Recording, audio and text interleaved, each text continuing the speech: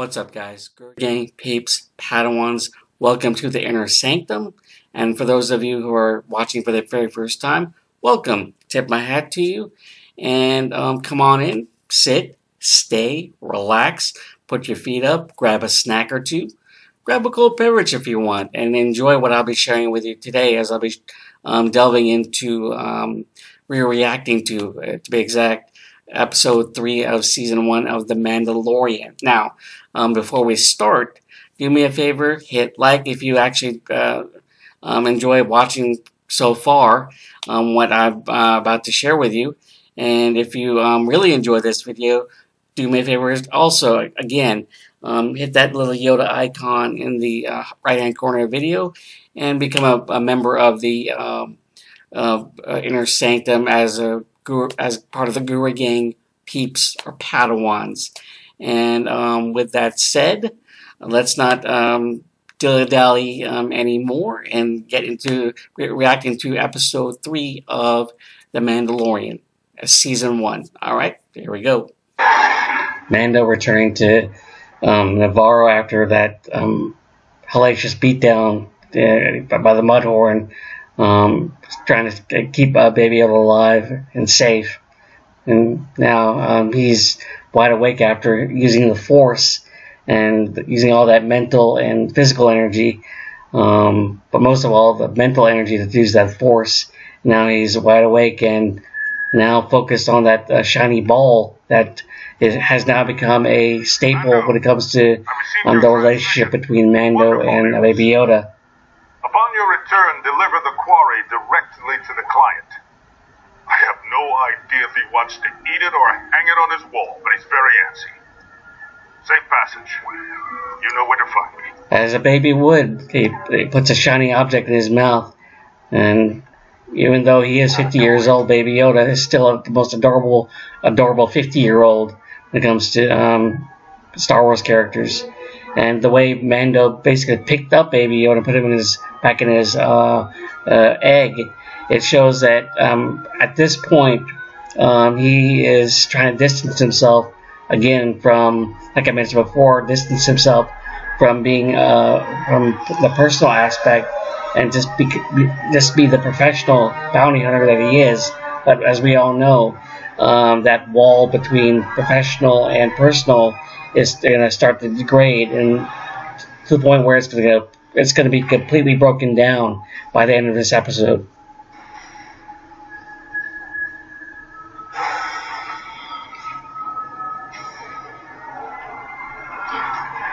Baby Yoda's ears slapping in the wind and trying to figure out where he is and where this stranger has taken him that saved his life, and now he's in a whole new world after being in one that was nearly killed him.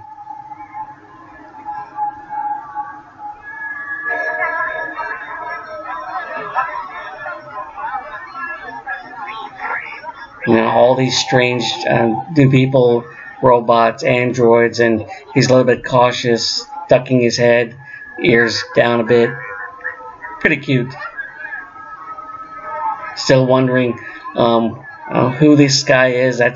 Where is he taking him? And little does he know that this will be the man, the person that will be his surrogate father by the end of this episode.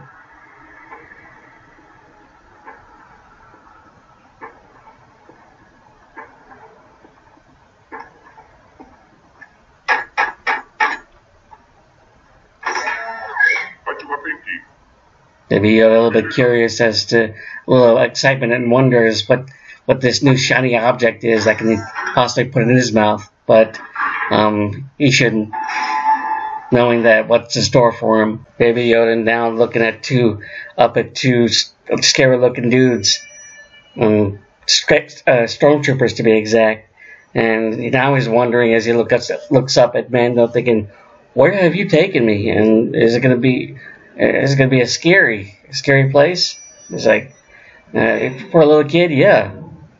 Not knowing what happened in this moment right here, where that stormtrooper aggressively puts his hands on Baby Yoda's egg, and it causes Mando to become very, very hyper aware. And there's one thing you don't do: you don't take off Mando, especially when it comes to Baby Yoda. Now that he has some suspicions of what's going on, and it's going to cause him to really struggle with his conscience.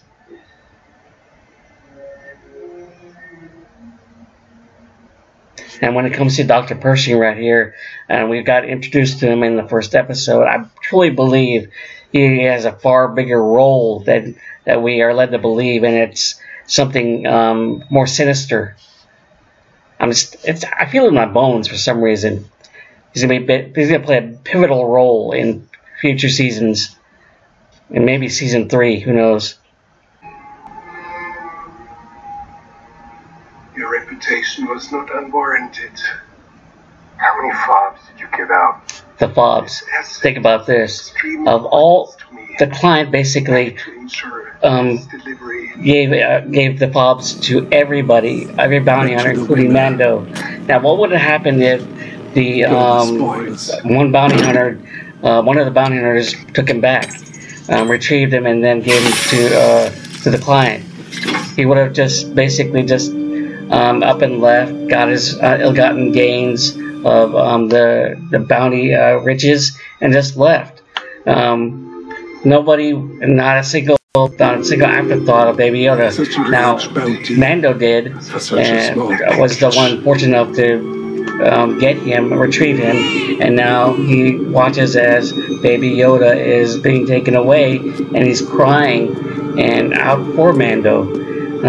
Luckily for him, Mando in this episode has his conscience tearing away at him, and he'll be the one to save him. So he's the one that betrayed him in a way. Now he's going to be saving him. So both commission and payment of the guild.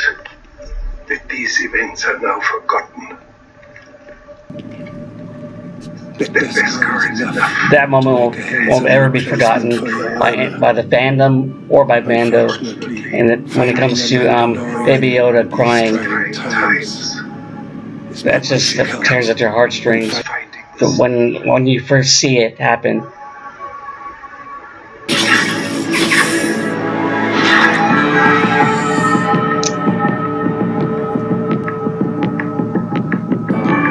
The sin. That could be interpreted in so many ways when it comes to the title. The sin of betrayal when it comes to that initial relationship of sorts, when it comes to protecting Baby Yoda, only to basically give him away for the payment of Beskar. So yeah, that's one interpretation right there. Now Mando going to the armorer to get his upgrade, much needed upgrade. And there's the big guy. Have you ever removed your helmet? No. Has it ever been removed by others? Never. Never removing your helmet. This is the way. Imagine that. This is the way. Although I don't know, I've never worn a helmet. Like, I do wear glasses though, and there comes a point where it can be really restricting when it comes to, especially on the nose. But when it comes to Mando and his not always wearing a helmet, it could be really stuffy in there, even claustrophobic. That's kind of hard to imagine. And even though I wear glasses, like I said, it can be sometimes restricting, right here and on the nose sometimes. So it can be some comparisons, but yeah, no comparison when it comes to a Mandalorian helmet and glasses. So it's a comparison that sort of relates. So. As it should always be, the foundlings of the future. This is the way. This is the way. This is the way. This is the way. Yep. I have spoken. This is the way. Awesome lines that come from this series.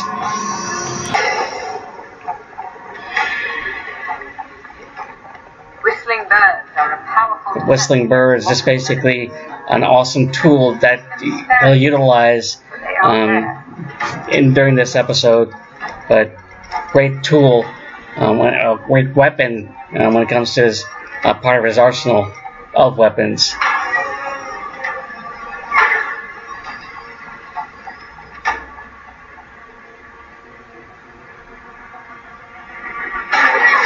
Triggering his past, thoughts of his parents, and what happened to them, and it could possibly relate to Baby Yoda and how his thought process in regards to like questioning whether or not did Baby Yoda have parents, did he have a family at all, or what did they have any family of whatsoever that looked out for him, friends or family. And because of that, he could possibly consider him a foundling of sorts, to the point where struggling with his conscience, and it's going to come to the point where he has reached his breaking point. Mando making his entrance, all Beskar up, nice and shiny, just making that walk. And everybody looking, everybody hating on him. But they already hate him already, because he's taking all the bounties. He's taking all the bounties that they should have gotten. They all hate you, Mando, because you're a legend. How many of them have He is a legend, and soon to be father. All of them. All of them. But not one of them closed the deal. Only you, Mando. Only you. And with it, the richest reward this parsec has ever seen. Please, set my friend. How can I show my gratitude to my most valuable partner? A valuable partner. Next job. Granted, I don't think there are friends early on. I just think he just considers Greef Karga an associate. I want my next job. Sure, fine. You hunters like to keep busy, right? These are all far away. The further the better. Now, when he said that, Mando says, the further the better. He's trying to distance himself away from what could possibly go wrong when it comes to what the client could possibly do to Baby Yoda, and he doesn't want to think about it. He's a bounty hunter. Once the job is done, he leaves, but it can't leave that feeling of Baby Yoda's in peril. So The kid. I didn't ask. It's against the guild code. now he's hooked. What are they doing here? His conscience is weighing on him.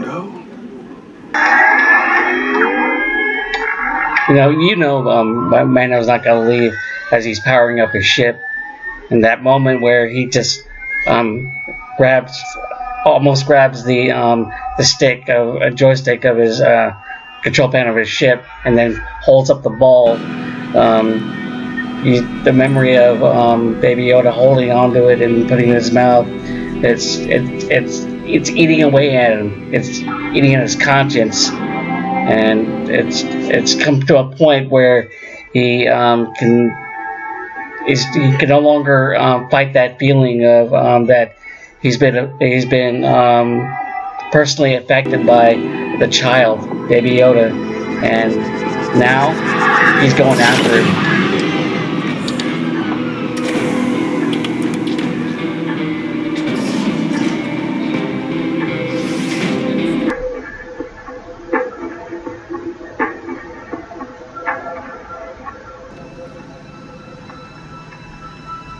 That moment right here where we all see Baby Yoda's egg just thrown away in the garbage, and that's the way he was treated, just as a tool to get all the midichlorians, and then once that's done, he's tossed aside like garbage in the trash, and that's a sad thought to think about.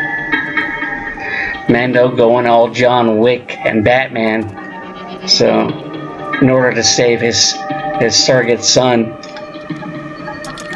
because he considers him a foundling and someone that he actually cares about. If you think about it, the only thing he's cared about is bounties,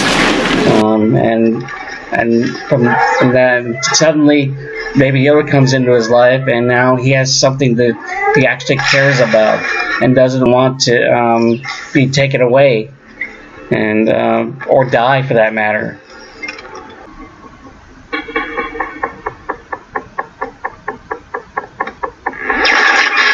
Batman kill right here.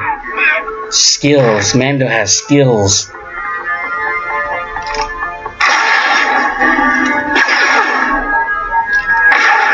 That orb from episode 4 in Leia's cell. Immediately noticed that the first time watching it. It's just a child. And I still think, like I said before earlier in the video, that Dr. Pershing is not who we think he is. He is just out for himself. And though he said he's saving or helping Baby Yoda, I think there's a far more sinister plan afoot when it comes to this doctor right here, who is not so innocent, in my honest opinion. Hands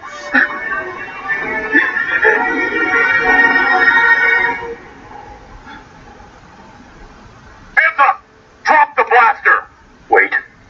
What I'm holding is very valuable. Here. Whistling birds coming into play.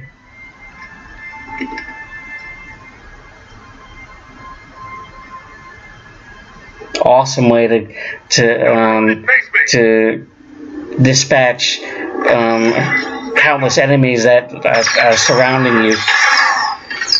3, 4, 5. It doesn't matter. As long as you have those whistling birds, you're golden. Comes in handy in a pinch. Granted, I've already seen this episode, but that tough task is going to be in the form of the Guild, and it's going to be like John Wick vibe going on here. The whole Guild going to be after him.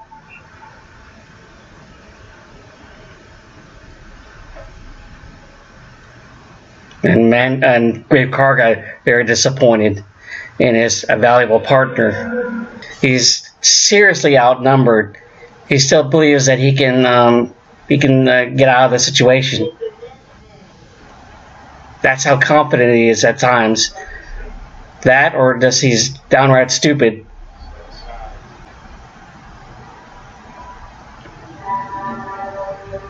That choice of either giving up Baby Yoda or for his own freedom, or dying for Baby Yoda and going down without a fight for him. And I'm looking down on him. He's going to make a choice, and ultimately he made the right choice. Going down in a fight, even if it kills him literally, shows how much of compassion he actually has for the child, the kid. And if it's the last thing that he sees, it's worth it. No regrets. He made the choice of saving him. And there's no regrets whatsoever. And if he dies, he dies. But not all is lost. His homies are coming to save the day. All of them with jetpacks. Awesome to see in live action. Live action Mandalorians with jetpacks. Gotta love it. Especially when in Star Wars. And the big boys here with the gun, Gatling gun. And I honestly don't know how they knew, but they knew. When one Mandalorian brother is in trouble, they all know. They all come to save the day. And despite the fact that didn't see eye to eye with Mando down at the armorer, he still came to help him. This is the way. I didn't want it to come to this. But then you broke the code.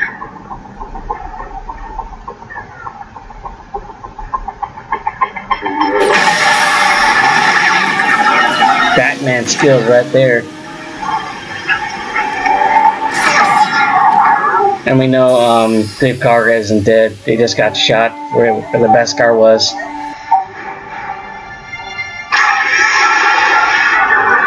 as the Mandalorians in a firefight, Mando escapes to Baby Yoda, safe and sound. And then Grief Karga just lays there and wakes up, and he just got a little bit hurt. His pride was hurt.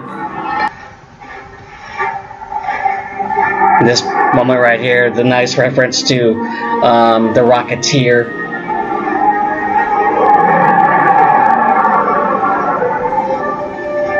I gotta get one of those. You will get one of those soon. Not yet, but soon.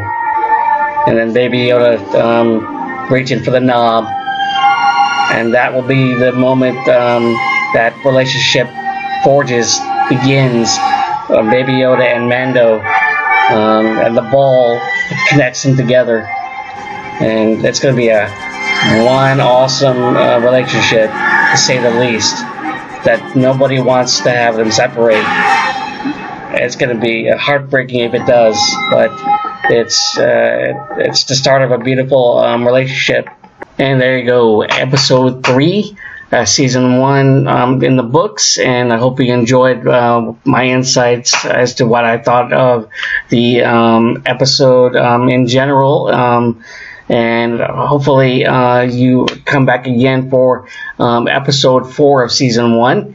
As I give once again my insights onto that. Hopefully the video will be posted by this week or next week. Depends on what other videos I have up in the pipeline. With that said, do me a favor before I end this video. Go ahead and give a like. And if you do like this video and many of my other past videos, go ahead and click on that Yoda icon right there at the right hand corner of the video, and hit subscribe. Become a Guru Gang, be part of the Guru Gang peeps Padawan squad for the Inner Sanctum. Okay, with that said, tip my hat to you, and may the Force be with you guys. Later. Till next time.